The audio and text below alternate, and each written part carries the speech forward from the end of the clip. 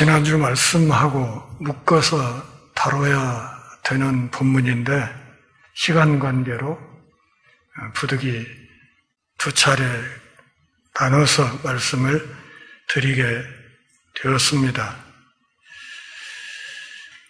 예수님의 이름이 점차 널리 알려지게 되고 또 그분을 따르는 사람들이 많아지게 되면서 예루살렘에서 공식 조사단이 예수님이 사역하는 현지에 파송되었고 그들이 예수님의 일거수일투족을 점검하는 과정에서 예수님의 제자들이 식사 전에 정결 예식을 행하지 않고 씻지 않는 손으로 음식을 먹는 것을 보면서 그 제자들의 행위에 대해서 지적을 했습니다. 예수님의 제자를 공격한다는 것은 곧 그들을 가르치는 예수님을 공격하는 행위나 다름이 없었습니다.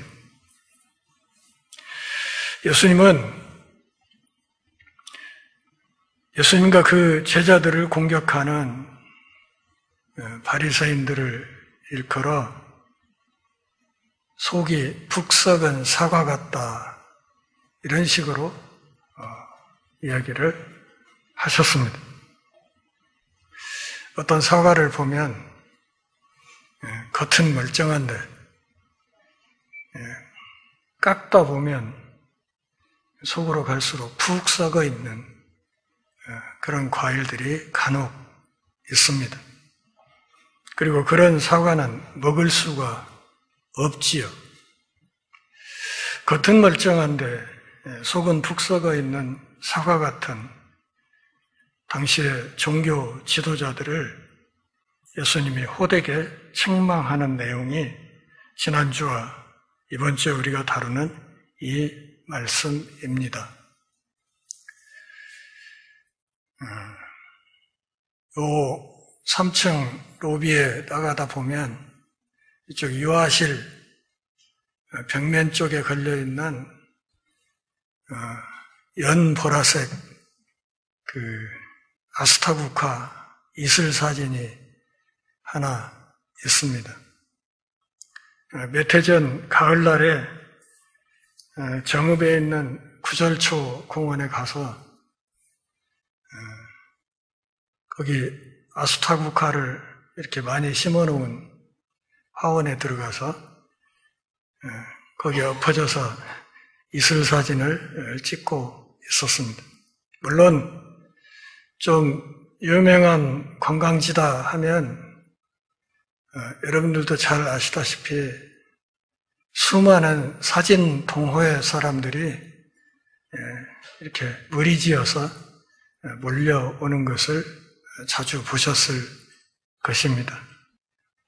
10명, 20명씩 무리지어서 와가지고 그 팀의 리더가 될 만한 사람들이 여기 이렇게 해서 한 곳을 지정해주면 일렬로 쫙 서가지고 그냥 기관총 쏘듯이 그냥 그 사진을 연사로 눌러대는 그런 모습이 덜어 있지요.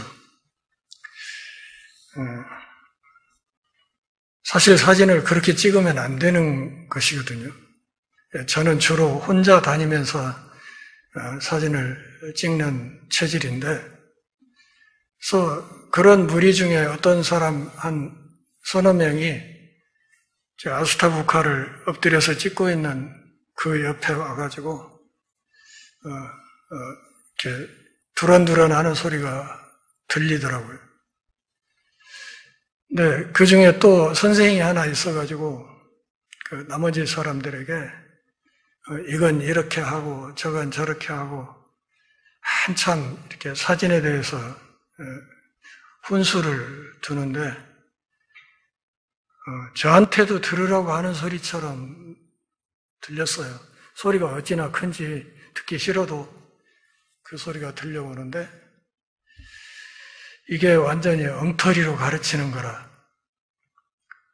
제가 생고로 생각할 때 사진 저렇게 가르치고 저렇게 배우면 안 되는데 하는 생각이 있고 일어서서 그거 아니라고 이렇게 이야기를 해주고 싶은데 또 그렇게 되면 큰 싸움이 나니까 또 가르치는 사람 체면도 있고 그래서 아무 말 않고 그냥 저 할 일만 하고 이렇게 사진을 찍다 온 적이 있습니다.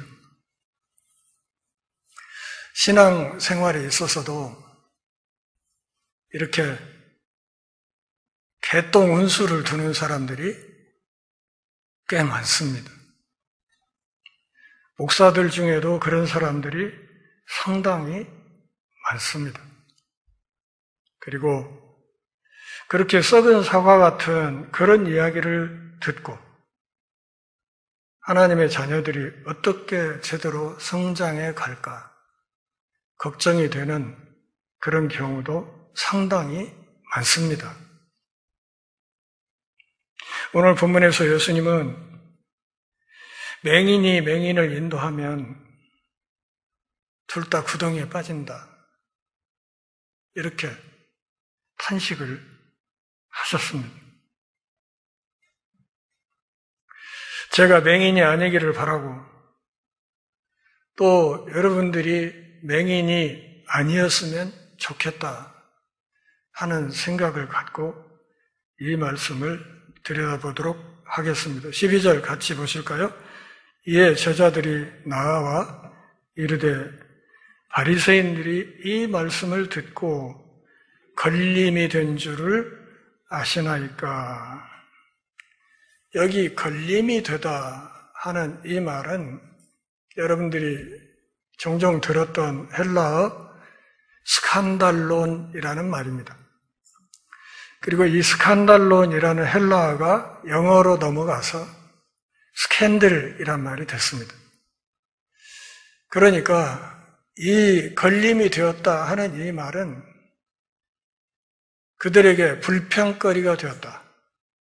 혹은 그들에게 시비거리가 되었다. 그들이 시비를 걸 수 있는 꼬투리를 제공했다. 이런 뜻입니다. 마가복음 7장 17절 말씀을 보면 예수님이 군중이 떠나간 뒤에 집으로 들어가셨던 사실을 알 수 있습니다. 그리고 제자들은 그 뒤를 따라가서 예수님께 추가 질문을 했습니다. 제자들은 바리새인들이 예수님의 말씀에 불쾌감을 느낄 수 있다는 사실을 알고 있는지를 물었습니다. 아마도 그들은 예수님과 공식 지도자들 사이의 갈등으로 인해 발생할 수 있는 심각한 파장을 염려했을 것입니다. 주님의 가르침, 그것이 바리새인들의 마음을 후벼판 거 아십니까?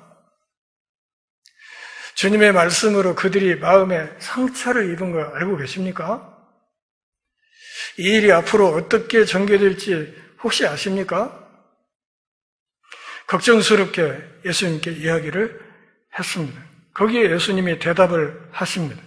심은 것마다 내 하늘 아버지께서 심으시지 않은 것은 뽑힐 것이다. 여기 내 하늘 아버지께서 심으시지 않은 것, 이것은 어떤 물체나 식물을 가리키는 것이 아니라 바로 바리새인들을 가리키는 겁니다. 아무리 겉으로 거룩한 척해도 하나님께서 심지 않으신 것, 그것은 하나님이 반드시 뿌리를 뽑으실 것이다. 그리고 그들이야말로 하나님 앞에서 뿌리 뽑혀야 될 악한 존재들이다. 이렇게 말씀을 하신 것이죠.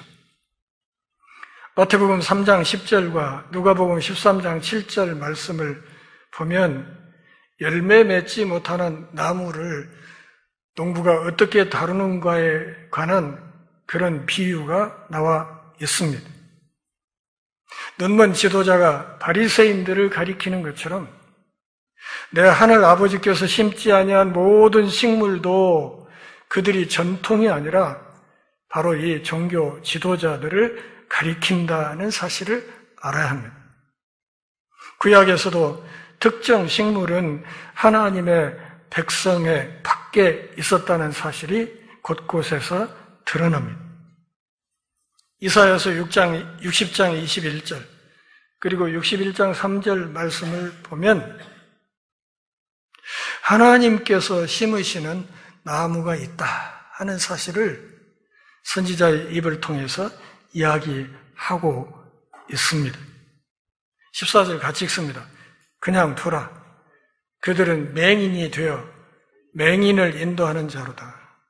만일 맹인이 맹인을 인도하면 둘이 다 구덩이에 빠지리라. 왜 그대로 두라는 거예요?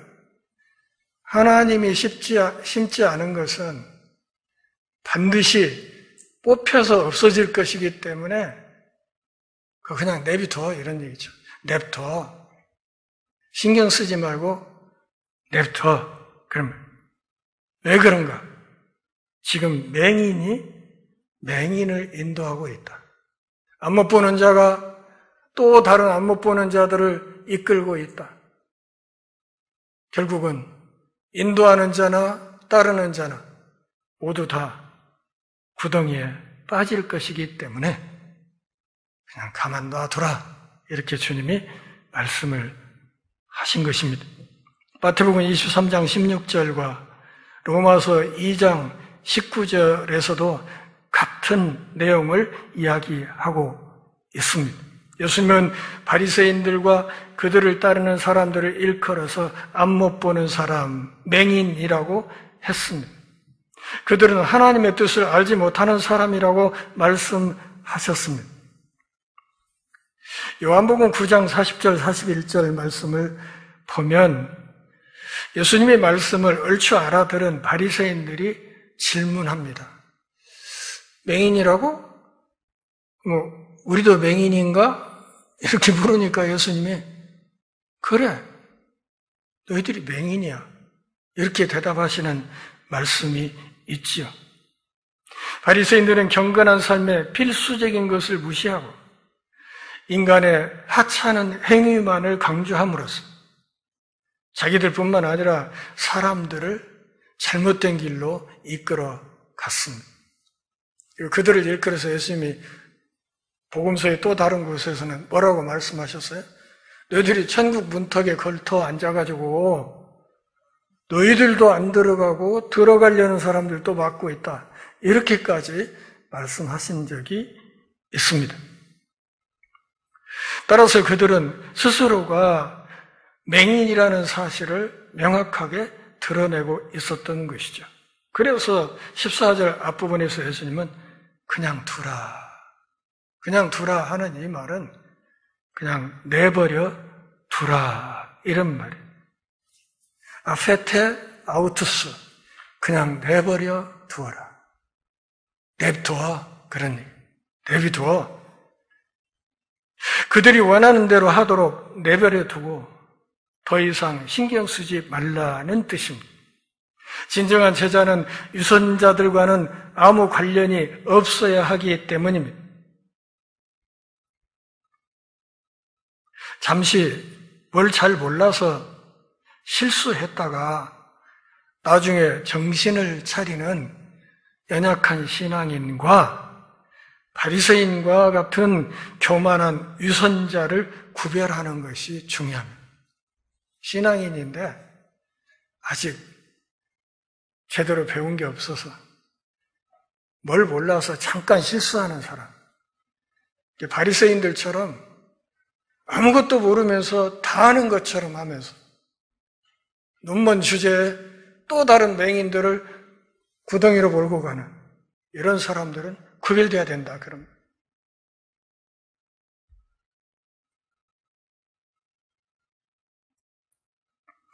하나님을 불쾌하게 하는 사람들을 기쁘게 하려고 노력할 필요가 없다고 주님이 말씀하신 것입니다.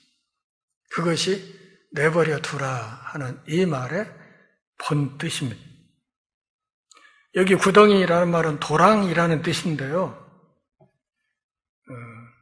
여러분 그 동물원에 가보면 맹수들 가두는 울타리 주변에 보면 빙 둘러가면서 구덩이를 깊게 파놓은 거 보이시죠? 그러니까 거기 건너뛰지 못하게 구덩이 같은 걸로 이렇게 울타리를 쳐서 맹수를 이렇게 가두는 그런 것들일 수도 있고, 또는 죽은 자들이 형벌을 받는 지옥과 불못을 비유한 것일 수 있습니다. 안 못 보는 자가 마치 자기가 다 보는 것처럼 또 다른 안 못 보는 자를 이끌고 가면 어떻게 된다?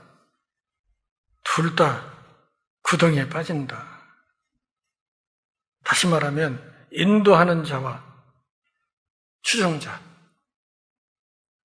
인도하는 맹인과 따르는 맹인 모두 다 심판을 받게 될 것이다. 이렇게 말씀하시는 것입니다.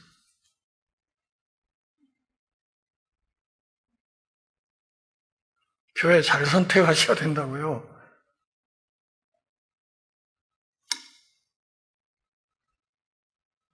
(15절) 같이 읽습니다.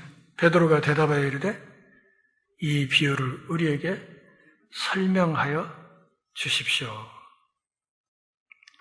17절부터 20절까지 베드로의 이 요청에 대한 예수님의 대답이 나와 있습니다. 그런데 베드로가 지금 여기서 비유라고 말하는 것은 다른 것이 아니라 11절에 있는 말씀입니다. 오늘 본문 바로 앞, 지난주에 다뤘던 맨 마지막 부분이죠.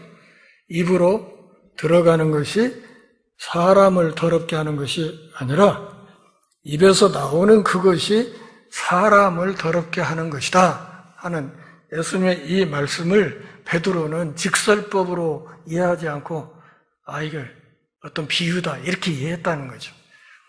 그래서 예수님께 이 비유의 속뜻을 가르쳐 달라고 지금 요청하고 있는 것입니다. 제자들의 대변인 역할을 하고 있었던 베드로는 명확하게 11절에 있는 이 말씀을 비유라고 이해했습니다. 그리고 그것이 비유인 이상 예수님의 입에서 나오는 좀 더 세밀한 가르침이 없으면 이 말씀을 제대로 이해하기가 어렵겠다 이렇게 생각을 했던 것이고, 그래서 예수님에게 좀 더 깊은 가르침을 주시도록 예수님에게 요청을 하고 있었습니다. 많은 제자들이 여전히 심각한 영적인 무지와 뿌리 깊은 편견으로 가득 차 있었기 때문에 진리를 제대로 붙잡는 것이 그다지 쉽지 않았기 때문에 그렇습니다.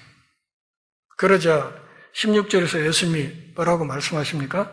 너희도 아직까지 깨달음이 없느냐? 이것은 기분 좋아서 하는 말이에요? 아니면 조금 실망스럽다는 얘기예요? 약간 실망스럽다 그런 뜻이죠. 그러자면 당신의 기대에 아직 미치지 못한다 이런 뜻. 이 정도는 알 줄 알았는데 너희들도 몰라? 뭐 이런 뜻이니까요. 그러니까 아직까지라는 이 말이 16절에서는 굉장히 강조되어 있습니다. 아직까지, 헬라어로 아크멘이라는 말인데요. 아크멘, 아직까지도 몰라? 이렇게 이야기하고 있는 것입니다. 요한복음 14장 9절에서도 예수님이 비슷한 말씀을 하셨습니다. 같이 읽어볼까요?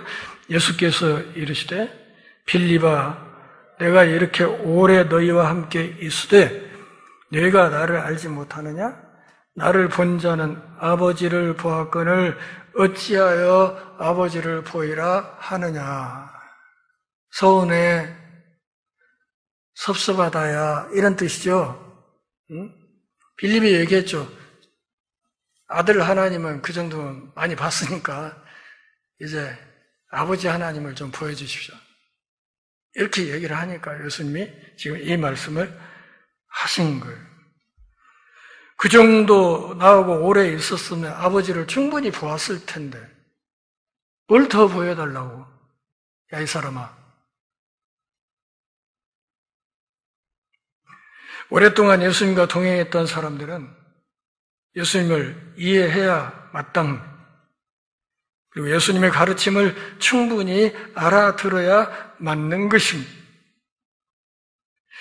예수님은 제자들이 이런 것까지도 어려워한다는 사실에 놀라셨고 한편으로는 실망하셨던 것처럼 보입니다. 그래서 너희도라는 말, 너희도.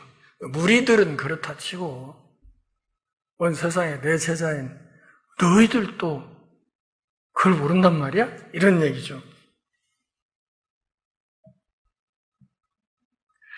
지혜가 없고 분별력이 없고 영적 지성이 없는 존재가 제자라는 사실에 예수님은 속이 상했던 것으로 보입니다. 실제로 베드로는 진리의 깊은 뜻을 깨우치 않은데 굉장히 오랜 시간이 걸렸던 것으로 보입니다.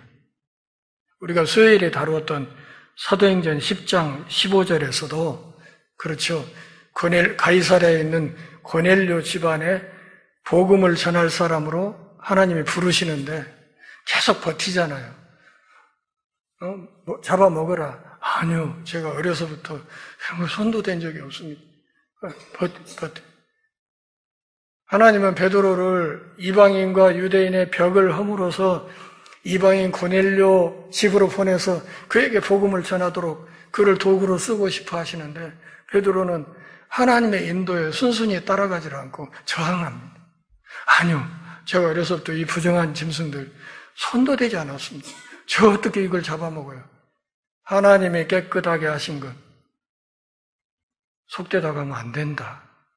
하나님이 2번, 3번 설득을 한 끝에 그를 가이사랴의 고넬료 집으로 보냈지 않습니까? 갈라디아서 2장 11절, 12절에서도 사도 바울이 같은 이야기를 합니다. 베드로가 이방인과 앉아서 식사를 하다가 어디서 유대인들이 이렇게 들어오니까 얼른 꽁지를 빼고 그냥 숟가락 던져버리고 황급하게 들어가 숨는 것을 보고 사도 바울이 그를 책망한 거예요. 당신이 복음 안에 살고 복음을 전하겠다는 사람이 이렇게 가식적인 행동을 하면 쓰겠냐 말이야. 그러고도 당신이 사도야? 이렇게 안 좋은 소리를 했다는 이야기를 사도 바울이 지금 하고 있는 것이죠. 진리의 핵심에 이르는데 베드로처럼 시간이 많이 걸리는 사람들이 상당히 많습니다. 그래서 때로는 예수님의 기대를 충족시키지 못해서 주님이 탄식하시는 사람들도 상당히 많습니다. 혹시 우리가 그런 사람은 아닌지 한번 잘 생각해 볼 수 있기를 바랍니다. 17절, 18절 같이 읽겠습니다. 입으로 들어가는 모든 것은 배로 들어가서 뒤로 내버려지는 줄 알지 못하느냐? 입에서 나오는 것들은 마음에서 나오나니 이것이야말로 사람을 더럽게 하느니라. 입으로 들어가는 모든 것은 배로 들어가서 어디로? 화장실로 빠져나간다. 그냥 우리 학생들 듣기 쉽게, 더 쉽게 말하면 그냥 입으로 들어간 건 반드시 똥꼬로 빠져나가야 된다. 그거 보이다. 그런 말이죠. 그렇지만 입에서 나오는 것들은 사람의 썩은 마음에서 나오는 것이기 때문에 이것들이 사람을 더럽게 만드는 것이다. 그러니 음식 먹기 전에 손 한 번 안 씻었다고 내 제자들을 공격하고 나를 공격하고 하는 너희들은 맹인이야. 그리고 앞 못 보는 주제 앞을 본다고 또 다른 맹인들을 이끌고 함께 구덩이로 달려가는 멸망의 사람들이야. 이렇게 예수님이 말씀하신 것이죠. 예수님의 외적인 모습보다 내적인 태도의 중요성을 설명하고 있습니다. 식사 전에 손 씻는 것, 그거 제대로 안 지켰다고 해서 사람이 더러워지는 거 아니야. 입으로 들어간 거 그냥 한 3일 뒤에 똥꼬로 빠지면 끝나는 거야. 진짜 사람을 더럽게 하는 것은 부패한 사람의 마음에서 나오는 모든 것들이 진짜 사람을 그리고 세상을 더럽게 만드는 것이라고 주님이 말씀하신 것입니다. 본문의 대조는 다른 것이 아니라 위장과 마음 사이의 거리입니다. 음식이 들어가는 위장, 그리고 우리의 마음의 터. 죄와 불결함은 위장에 영향을 미치는 것이 아닙니다. 예수님이 더 중요하게 생각했던 것은 마음의 태도였습니다. 그 마음이 제대로 건강하냐? 아니면 푹 썩었느냐?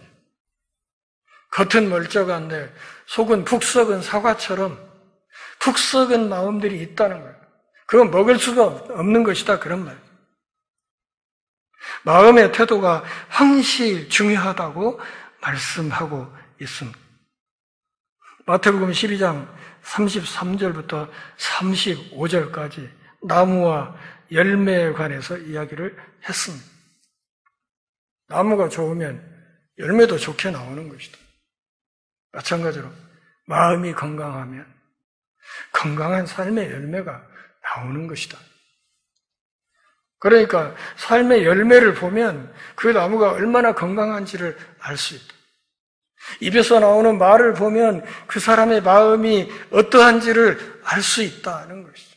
예배에 임하는 태도를 보면 그 사람의 마음이 하나님께 가까이 있는지 없는지 그것을 명확하게 알 수 있다는 것입니다.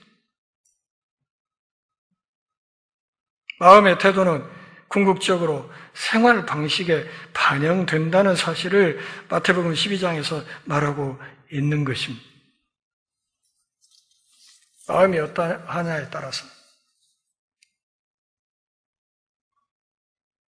행위가 결정됩니다. 모든 건 마음에 달려 있습니다.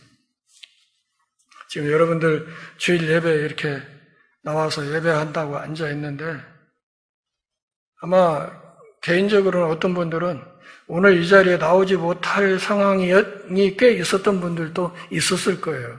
안 그럽니까? 그런데도 내가 주일 예배 가야겠다고 마음을 먹었기 때문에 온 거예요. 그런 얘기가 있죠? 하려고 마음 먹으면 길이 보이고 안 하려고 마음 먹으면 핑계가 보인다고.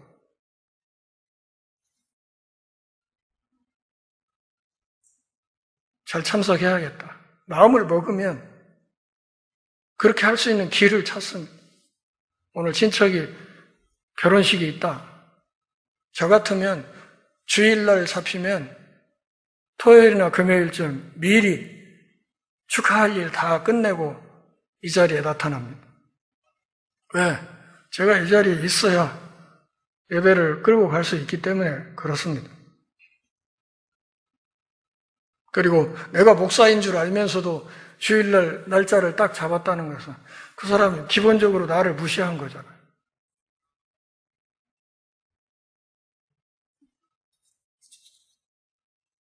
주님의 명령이 아닌 외적인 형식은 인간의 자존심과 교만에 영향을 줄 뿐입니다.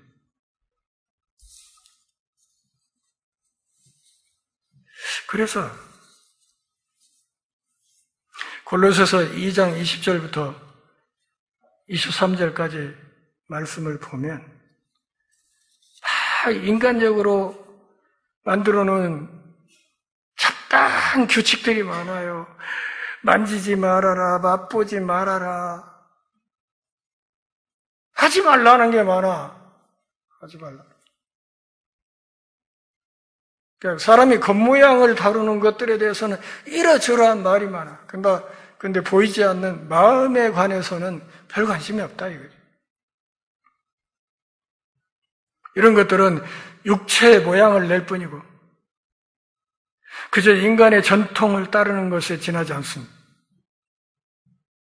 우리가 깊이 생각해야 될 것은 만지지 말라, 맛보지 말라 하는 이런 부정적인 규칙을 다 지키면서도 마음은 하나님과 멀어질 수 있다는 사실을 알아야 합니다.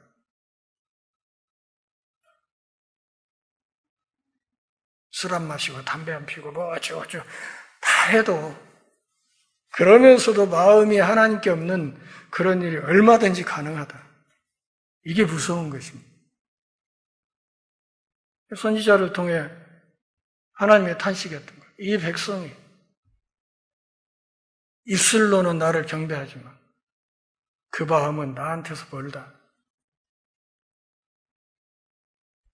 19절, 20절 같이 읽겠습니다. 마음에서 나오는 것은 악한 생각과 살인과 간음과 음란과 도둑질과 거짓 증언과 비방이니 이런 것들이 사람을 더럽게 하는 것이요 씻지 않은 손으로 먹는 것은 사람을 더럽게 하지 못하느니라. 마음에서 나오는 것 목록이 몇 개 있는데요. 사실은 이보다 훨씬 많은 목록이 있습니다. 마가복음 7장 21절, 22절 말씀을 한번 보십시오. 같이 읽어볼까요? 속에서 곧 사람의 마음에서 나오는 것은 악한 생각, 곧 음란과 도둑질과 살인과 간음과 탐욕과 악독과 속임과 음탕과 질투와 비방과 교만과 우매함이니. 오늘 본문 19절은 여기 마가복음 7장 21절, 22절을 대충 압축한 것에 지나잖아요. 마음에서 나오는 것은 악한 생각 그랬는데 이 악한 생각이란 말이 원문을 잘 들여다보면 복수 형태로 되어 있어요. 그 안에 생각이 한두 가지가 아니라 그런 말이죠. 온갖 생각이 다 들어있다. 그 목록을 마가복음 7장에서 대충 정리를 해준 거예요. 그거 말고도 많이 있겠죠. 오늘 본문 19절은 마가복음 7장을 더 요약한 것이고 본문에서 예수님은 십계명에 근거한 몇 가지 사례를 들었을 뿐입니다. 예수님은 두 가지 진리를 강조하십니다. 첫째는 생각이 중요하다. 생각이 어디서 나와요? 마음에서 나오죠. 생각이 중요한 것이죠. 외적인 종교를 강조하는 바리새인들의 가르침과 달리 예수님은 가장 중요한 것은 사람의 내적인 마음 상태라는 것을 가르치셨습니다. 정말 품이 있는 사람은 지저분한 손으로 음식을 먹지는 않지요. 그렇지만 그게 다가 아니라는 거예요. 그것은 그냥 시작에 불과할 뿐이라는 거예요. 그게 목적이 아니고. 근데 바리새인들은 깨끗한 손으로 먹는 것이 목적이라고 가르친다는 거예요. 예수님은 더러움을 용납하지 않으셨지만 더러운 마음은 더러운 손보다 더 나쁘다고 말씀하시는 것입니다. 더러운 손이 문제가 아니라 이미 더러워진 마음이 문제다. 이미 썩어버린 마음이 문제다. 하나님께 도무지 드리지 않는 그 마음이 문제다. 마음이 가장 중요하다고 주님이 말씀하고 있습니다. 사랑하는 동역자 여러분, 내 마음을 한번 잘 생각해 보시기를 바랍니다. 명색이 신앙인으로서, 예수 믿는 사람으로서, 하나님 나라의 백성으로서, 천국 시민권자로서 내 마음이 그 품격에 맞는가 한번 잘 생각해 보시기를 바랍니다. 무엇보다도 깨끗해져야 될 것이 마음이라는 사실을 명확하게 말씀하신 것입니다. 그러면 이미 더러워져 버린 우리 마음은 어떻게 할까? 요한 1서 1장 7절과 9절에서 그 길을 우리에게 가르쳐주고 있습니다. 오직 예수 그리스도의 피를 힘입어 죄를 정직하게 고백할 때 성령께서 우리의 마음을 깨끗하게 하실 수 있다는 사실을 명확하게 밝히고 있는 것입니다. 사랑하는 동역자 여러분, 신앙적인 자만심은 정말 고치기 어려운 병이라는 사실을 알아야 합니다.